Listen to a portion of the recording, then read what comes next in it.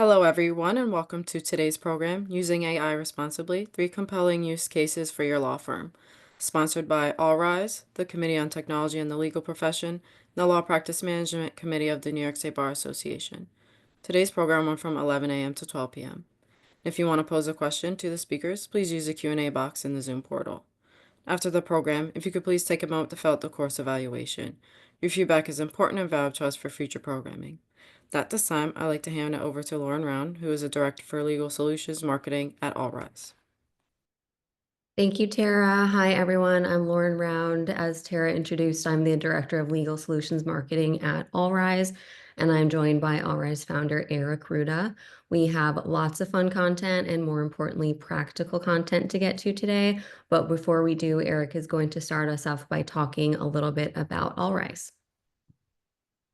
Thanks, Lauren. AllRize is an end-to-end law practice management software built on top of Microsoft 365 and Dynamics 365. It can be deployed as an entire solution or one module at a time and can easily integrate with your existing tools as well. It's also built on Microsoft Copilot, which enables your firm to deploy and leverage AI responsibly. Great. So on the agenda today, we're going to set the stage a bit about how AI is changing law firms.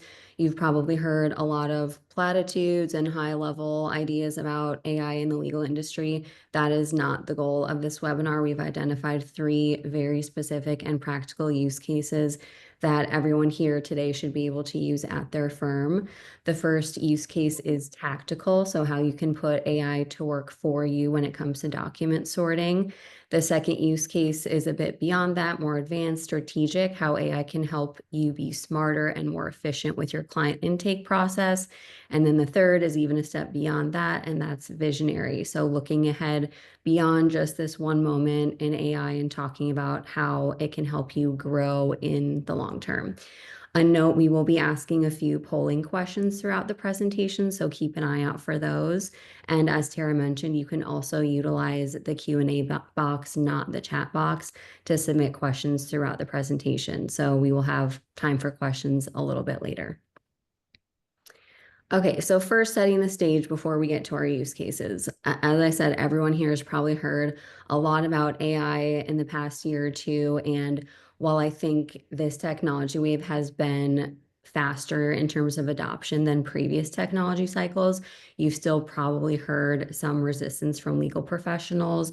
I'm a lawyer myself, so I know firsthand our industry isn't exactly one that is first in line when a new technology becomes available. We saw this with the internet, with mobile, with cloud. So in the past, we've definitely seen some resistance, at least at first. But despite all that, the legal industry is one of the most impacted industries by advancements in AI. We have a lot of CEOs reporting that their legal departments are shrinking. We've all heard talk about shifting away from the billable hour and actually pressure to shift away from the billable hour. Some law schools are starting to require AI training for their students. So all of that to say is when AI first started to really gain traction in the legal industry, the picture was pretty blurry about what that meant. But now we're a ways into this and the picture is becoming more clear. And that is all signals point to AI is here to stay. And in fact, a lot of legal technologists are predicting that it's not just here to stay, but this is really going to create an entirely new landscape for lawyers in just a few years.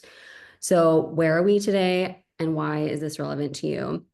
A lot of you here are probably using AI in some way, at least according to surveys that we've seen. 80+% of legal professionals report using AI in some way, and that's even higher when you get to some areas like in-house counsel. But the question for today and in general isn't really if legal professionals are using AI, it's are they doing so responsibly? That's the key second part of it.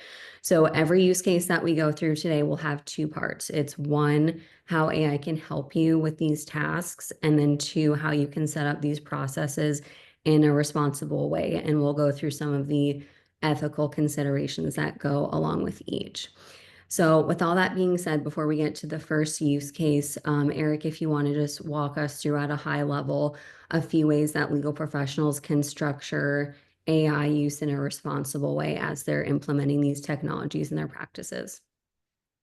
Sure. I think one of the most important things is know your vendors, right? We typically uh, uh, use Microsoft Copilot just because Microsoft is known to be one of the most secure companies in the world, and they spend a phenomenal amount of R&D and investment in security. Beyond that, you want to make sure that you're creating policies for your firm so everyone understands what they can and can't do with AI. Making sure that you can integrate and leverage AI, handling some of those mundane tasks that are a little bit more repetitive, that'll make you more efficient. And like I mentioned before, leveraging a reputable vendor like Microsoft Copilot to customize some of those tasks. And then what I would say is adopt a go slow approach. Take a few use cases and pain points that you know that you can solve with AI, give that a shot, and then grow and expand from there. All right, so with that, it is time for our first poll. Is your law firm using AI today, and to what extent? So yes, for many tasks, think of you have lots of employees using AI throughout the firm. Yes, for small tasks only. So think of assisting with writing emails, not sure, or we do not use AI. And we'll give everyone a moment to take that.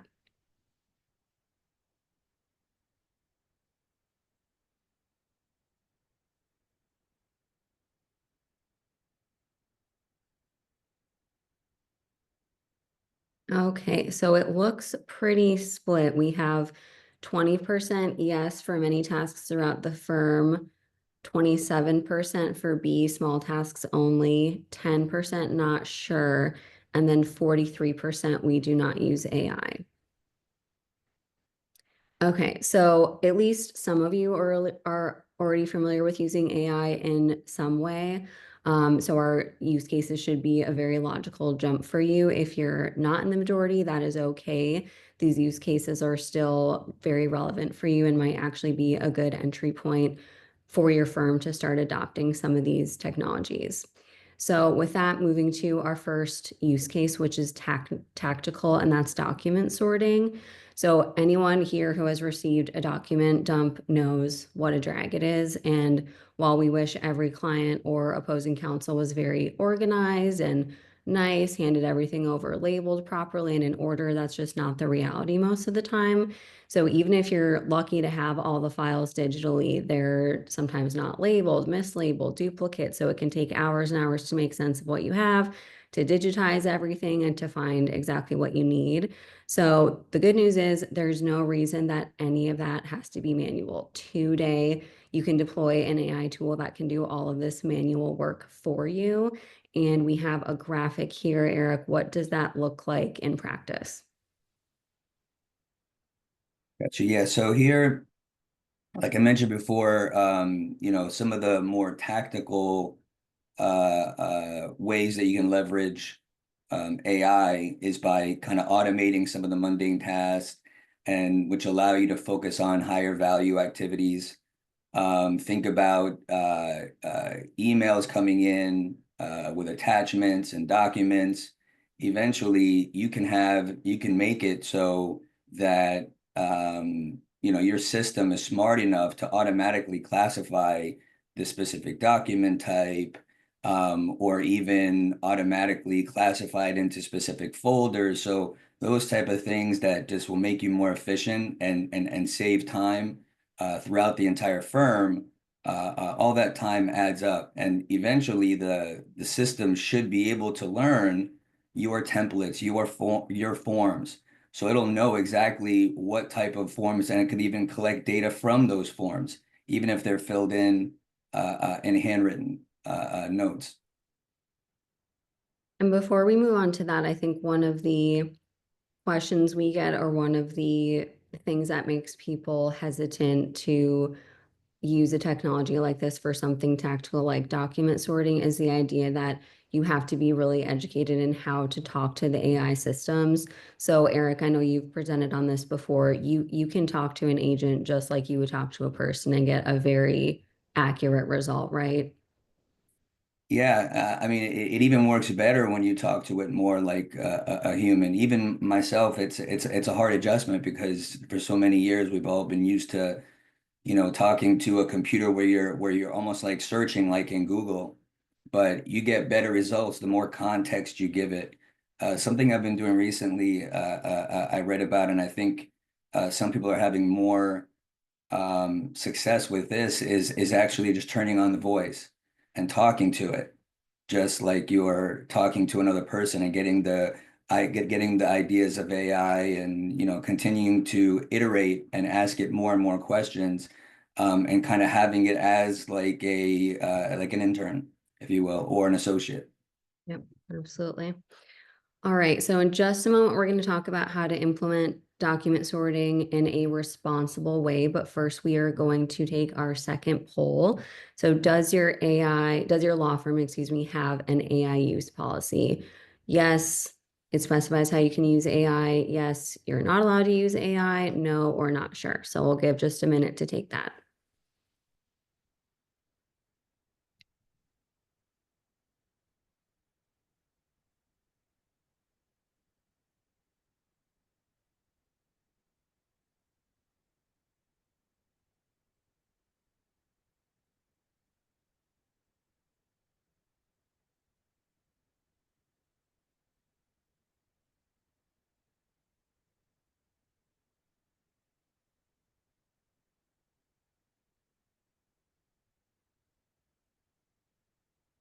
We have almost 80% of you taking the poll.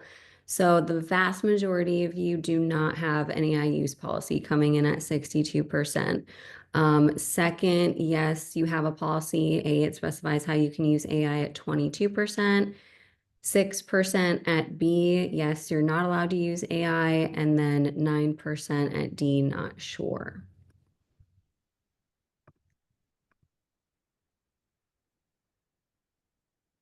All right. So we want to get everyone to that first option eventually, that where if you are using AI, you want to have an AI use policy and you want it to specify how everyone in the firm can use AI.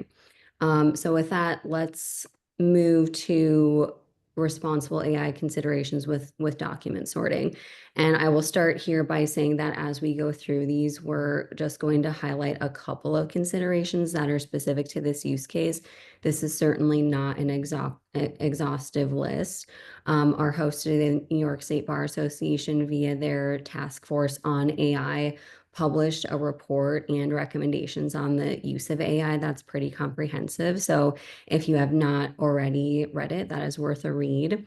But with that, document sorting, what are the ethical considerations? It seems pretty straightforward, right? So what do we have to worry about?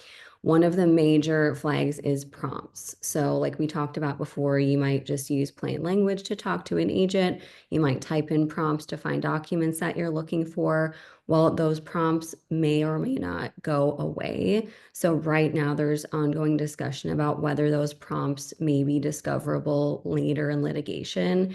And this is, of course, very relevant in the generative AI context too, where your prompts are more likely to be longer and kind of reveal more about your thinking process. But either way, your firm should have a prompt policy in place. And some firms are even creating prompt libraries just to be really thorough and kind of control what is going into the tools and avoid any surprises later on. So next, a couple of the ethical duties for this use case, starting with the duty to provide competent representation. This just really always means double checking. If you're using AI for document sorting, comparing documents, etc., that is great. But if somehow you miss a key document, that's obviously going to be a problem. So you want to make sure that you have some sort of checks in places so that does not happen. And then next, the duty to provide competent representation. That's specifically mentioned in both the New York report on AI and in the ABA's report on AI. Second, duty to supervise. We see more often than we would like to firms investing in an AI product and then kind of just letting their staff loose with these tools without any real insight or oversight, or even worse, staff using their own AI tools totally unmonitored without any staff even knowing about it. So probably not meeting the standard of a duty to supervise. So attorneys need to make sure at a minimum they're on the same page with their staff using these tools. And again, this is of course not an exhaustive list, but back to what we said earlier, the easiest way to avoid these issues is to have policies in place that act as sort of a safety net if anything goes wrong later. Moving on to our second use case, which is strategic. So the first use case was tactical, a little bit more straightforward, probably the one that a lot of you are familiar with. It's just AI helping you execute a straightforward task. Well, the tools are very advanced now and can help you with a lot more than just simple tasks. And if you're fully leveraging the power of AI tools like a co-pilot, they can help you not only be more efficient, but also be more strategic. So the example here is client intake and particularly lead sorting. That's, of course, a super important part of running a firm. Those of you who have been around for a while know that to even have a stream of incoming leads takes a lot of work and great marketing. So it's super important to have good staff and processes in place to vet and track these leads.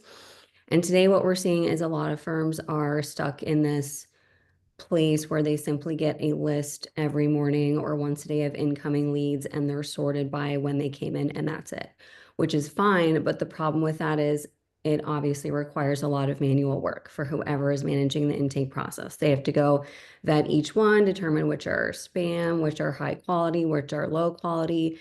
And in an ideal world, you don't really want to waste a lot of time on these spam or low quality leads. You want to be as responsive as possible to the high quality leads. And that's where AI can come in and help you automate a lot of this process and tell you which leads you should prioritize so you can get to those quickly. So Eric, if you wouldn't mind walking us through what this kind of looks like in real life.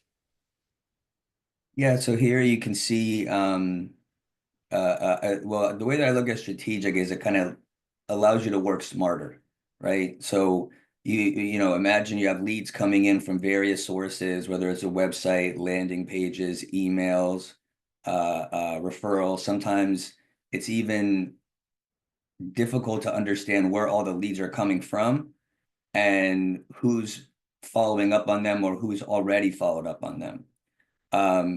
And AI can learn which leads are more likely to be better cases based on prior results of the firm, with cases with similar circumstances. So this will allow you to know, and the intake team or intake person, if you will, to know where to focus, right? And it's looking at attributes of a particular case where, what was the date of accident? If it was less than 6 months ago, then it's a higher rating. Is it a relevant practice area? Was it a referral? Referrals are more likely to close, things like that, and really make sure that your employees and people at the firm are focusing on the most important activities.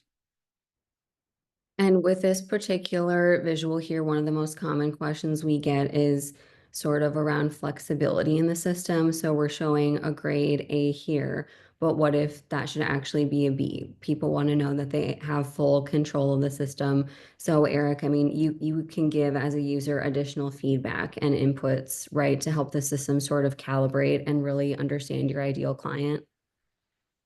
Yes, absolutely. I always look at AI as kind of like a starting point to get you, 80% of the way there and 90% of the way there.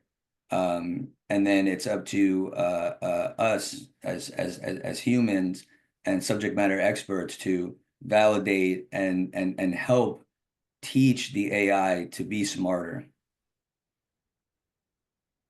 Okay, so what are the responsible AI considerations that go along with this use case? Starting with who has access to the client information. So anyone who has been involved in reviewing intake forms know that there's a spectrum. Some leads tell you absolutely nothing, and some tell you their entire life story and include highly confidential information that should not be in an intake form. We don't always have a lot of control over that, but either way, you need to know who has access to this information, and especially if you are using an AI tool where that information is stored, and how and when it's deleted. And then finally, on prospective clients, it's New York Professional Conduct Rule 1.18.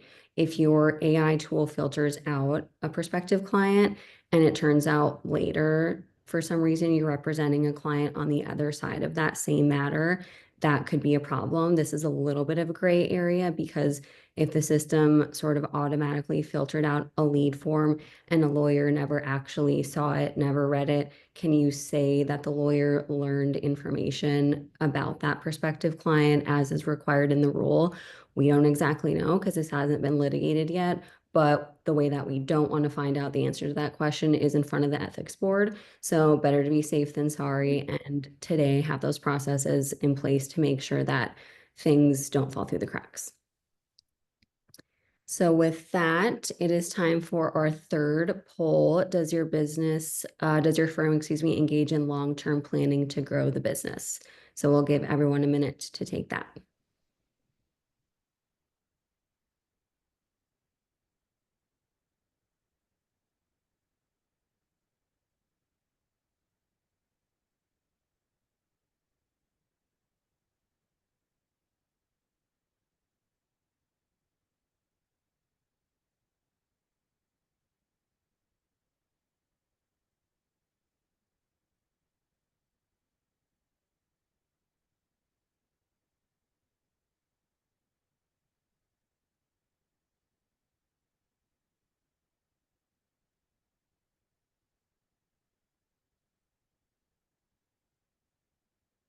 Okay, we have almost 80% response, and it is very, very split almost evenly across all four of these. So A, yes, at regular intervals coming out at 28%, B, occasionally coming in at 30%, no coming in at 23%, and not sure coming in at 22%.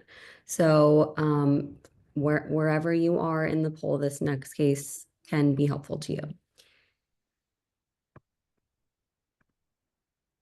All right, so our third is a visionary use case. So our first use case was tactical. That was relatively straightforward, helping you with tasks. The second was strategic.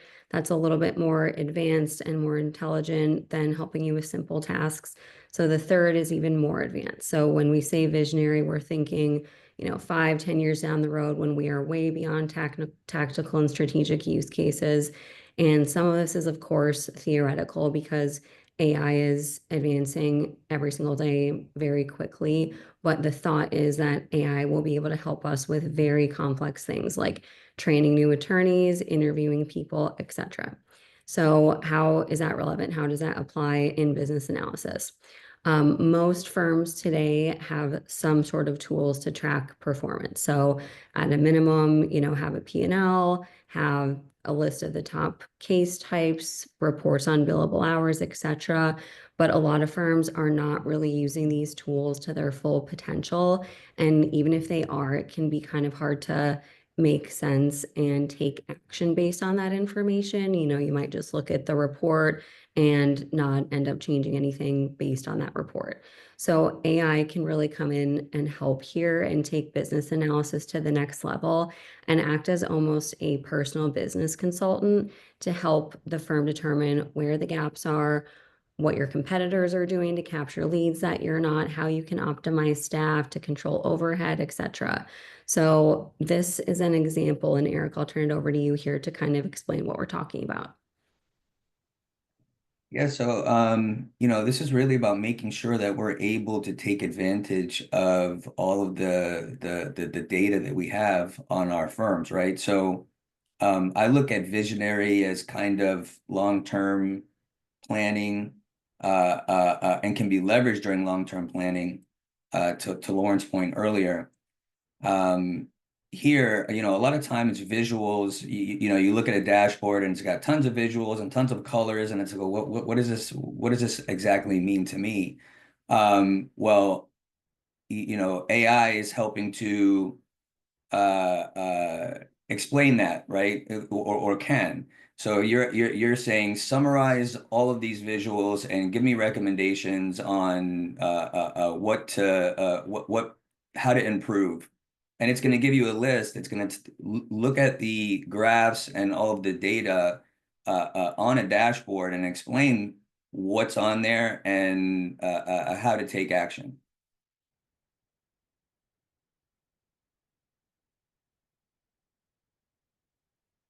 All And right. then taking that a step further, when we're talking about long-term planning, a lot of times, a lot of people don't do long-term planning because it's not really that easy, right? But AI is making that a lot more easier. So you're coming in here and you're asking it, help me come up with a long-term plan. This is, the kind of firm that I have. These are the practice areas that I have. These are the kinds of cases that I take, and ask Copilot or whatever AI system that you're using, for some recommendations. And now AI is even getting to the point where you can do all of that in one go, meaning, okay, go ahead and tell me some recommendations on how to improve my firm, and then start tracking those metrics along the way, so that we can ultimately improve. The one thing that I would recommend is, or that is important for things like this, especially, is that you need to have your data in order. And that's including security, right? You want to make sure that people have the appropriate access and just enough privilege, because that's the one thing with AI. You need to make sure that only the proper people have access to the data that's going to ultimately get trained in the model. And then another thing is, data governance just becomes more important, because you want to make sure that the data that you have is accurate and consistent, right? I'm sure everybody's heard garbage in, garbage out. AI doesn't solve that problem, right? If the data that you have is incorrect or not accurate, then you're going to get similar results. So building on that a little bit, and to highlight a couple of additional responsible considerations in this visionary business analysis use case. First, bias. If a tool is, steering a firm with its recommendations to target a particular demographic or deprioritize another demographic, that can obviously be problematic. This might also come into play with hiring decisions. If you're using a tool to help you scale your workforce, you want to make sure that that information is as objective as possible. And like Eric said, good data in, good data out. Our host today, NYSBA, has done a lot of work in this space. There was an event a couple months ago around actually using AI to reduce personal bias. There was also a study in October about how lawyers can address implicit bias. So I know that's something that's very important to this group. And again, it comes back to making sure you have checks and policies in place and just being aware of these potential shortcomings. And then next is hallucinations. A lot of you have probably heard about hallucinations in the AI context in the press, because unfortunately this has come up in actual legal filings. But a hallucination is simply when AI gives you incorrect or misleading results. And the fact is, AI is not perfect today. It probably won't be perfect 5 years from now. And we've heard these horror stories about attorneys who have been sanctioned for submitting briefs with made up cases. That's obviously worst case scenario, but hallucinations can kind of apply across the board. So it is rare, but again, just to be aware of that and use your judgment if something seems off. So we are going to get to questions from the group in just a moment, but to wrap up with a couple of final thoughts. One, I mentioned several times the need to have an AI use policy at your firm. So that always leads to the question, how do we come up with an AI use policy? Is there a model policy, etc.?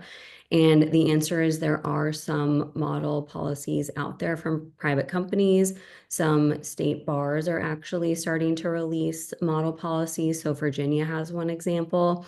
But in general, one, you should have a policy. And two, your policy should include things like how AI can and cannot be used. As Eric mentioned, data collection and deletion guidelines, required employee training, oversight, verification mechanisms that you have, things like that. But the best way to implement one is to work with your technology vendor. So as you're implementing a new solution, ideally a vendor should be able to help you flesh out the parameters of the policy and make sure that they actually align with the capabilities of the tool that you're talking about. So other than that, in summary, very simple. If you take anything away from the session, it should be one, AI is here to stay. It's not going away. Two, you need to have responsible use policies in place. If you don't have them today and your firm is using AI, you are at risk. And then three, AllRize can help you implement all of the use cases that we talked about today and more in a responsible way. And so with that, I'm going to check the Q&A box to see what we might have missed. All right. So I think, Eric, this one can be for you. The question is, before we implement AI for any use cases, is there anything we should do to prepare for AI deployment other than the policies you mentioned? Yeah, I think, the most important thing, like I mentioned before, is getting your data in order, right? I think AI is only as good as the data that you give it. So I think getting your data in order, making sure and then also from an access and security perspective, that's in order as well before completely going live with AI. Another question from the chat, probably again for you, Eric. Over the past 11 years, we've accumulated a ton of documents related to various matters and cases. Can AI help analyze, organize, and prioritize all those files in case we need to refer back to them? Yes, that can definitely help with that. And that's a good thing about artificial intelligence is, once it learns your forms and, your documents. Sorry, I lost the question. Could you repeat the question, Lauren? Oh, sorry, I just dismissed it. I think it was it just, if you have years and years of documents, can you go back and look at those? Yeah. Thank you. Yeah. So as it learns, there you can kick it off and it will be able to classify documents for however long ago it was and continue to do so in the future for new documents. And this one is referring to something you said earlier, Eric. Can you specify what it means to make data to be more in order? So give some examples. You were talking about the most important thing you can do is have your data in order, bad data in, bad data out. Can you just elaborate on what that means a little bit? Yeah, so that has to do with like data governance, making sure that, everyone in the firm is using the systems that you have in place the same way, naming things a similar way, having standards, making sure that the data that you do have is accurate, stored in one location, those kinds of things. Another one, are there any requirements to notify the court or opposing counsel when using AI to sort documents? So in New York, I have to double check my source here, but I'm pretty sure the answer is no, at least with respect to clients. When New York released the guidelines on AI, they actually differed in some other states like California in their disclosure requirements. So they're kind of alone there. But again, these AI policies are at the very early stages. If you look at New York or California, Virginia, the ABA, they're kind of very high level and aren't very detailed with respect to specific practices, more of kind of a general outline and principles. So we might see that going forward as these states get more advanced in their recommendations. All right, another question from the box for you, Eric. I have several legal specific software tools I already use, but they are not AI powered. How would AllRize work with them? So ours is a cloud solution built on Microsoft, so it can really integrate with anything. So as long as your tools have integration capabilities, we can connect to them and pull that data in and take advantage of it with AI. All right, and last question that I see, again, feel free to post additional questions in the Q&A box. Are there specific practice areas where these AI powered tools are more or less effective? I don't think so. I think that obviously everyone's talking about AI and it's going to change the same way that it's going to change every industry. It's going to change every practice area, and it's going to, be just as effective in delivering those capabilities to, any firm, any practice area. And again, back to what I said about working with your technology vendor. I mean, ideally, your vendor should be able to work with you to create a more personalized experience for your firm because no two firms are the same. So kind of an out of the box solution might not work for everyone. So all the more important to know your technology vendor and pick them carefully. All right. I do not see any other questions in the chat. Unless anyone has any last minute thoughts, I will send it back over to Tara. Thank you, Lauren. I don't see any other questions either, but we do have about 5 minutes left if either of you want to give any more information on AllRize or any advice or anything like that. Again, I'll just make a plug. If you take anything away from today's session, if you're using AI in your firm, you need to have an AI use policy in place. And then Eric, what is the best way for folks to find us or get in touch with us after today?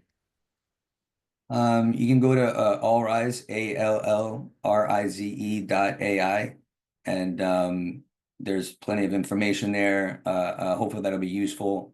That you can use to learn a few things. And then if you have any questions, there's a form to fill out. You can go ahead and fill out the form, and we'll get somebody reach out to you right away.